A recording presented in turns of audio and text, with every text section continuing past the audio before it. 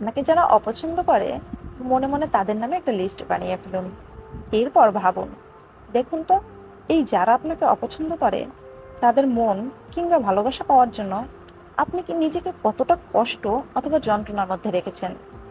তারপরেও কি তাদের কাছ থেকে তাদের মন কিংবা ভালোবাসা আপনি পেয়েছেন? নিশ্চয়ই না। মানুষ পৃথিবীতে যতটা না অন্য কারো ভালোবাসা পাওয়ার পেছনে ব্যয় করে, তা না করে যারা ভালোবাসে তাকে, তাদের পিছনে যদি এই সময়টা ব্যয় করত, তবে আমার মনে হয় জীবনটা আরেকটু সুন্দর কাটতো। এবার আপনাকে যারা ভালোবাসে তাদের একটা লিস্ট বানিয়ে ফেলুন মনে মনে। দেখুন তো, আপনাকে যারা ভালোবাসে এমন মানুষ কজন আছে। আপনাকে হাজার হাজার মানুষ ঘৃণা করতেই পারে, তবে এই হাজার মানুষের ভিড়ে কোনো একজন মানুষ কিংবা কিছু সংখ্যক মানুষ আছে যারা আপনাকে নিঃস্বার্থভাবে ভালোবাসে, যাদের ভালোবাসায় তেমন কোনো উদ্দেশ্য থাকে না। পৃথিবীর সবচেয়ে কুৎসিত ব্যক্তিকেও কেউ না কেউ ভালোবাসে, কিন্তু তবুও এই নিঃস্বার্থ ভালোবাসাকে আমরা তেমন কোনো দামই দেই না। হয়তোবা আমরা জানি কিংবা জানি না যে কারা আমাকে ভালোবাসে।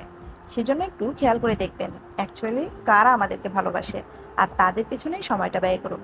এই হাজার জনের পিছনে সময় ব্যয় করে কোনো লাভ নেই, শুধু শুধু সময়টা নষ্ট হবে। দিন শেষে একটা মানুষের ভালোবাসা পাওয়া কিন্তু সৌভাগ্যের বিষয়। এই ভালোবাসাকে পায়ে না ঠেলে মাথায় করে রাখুন, দেখবেন আপনার জীবনটা অনেক সুন্দর হবে।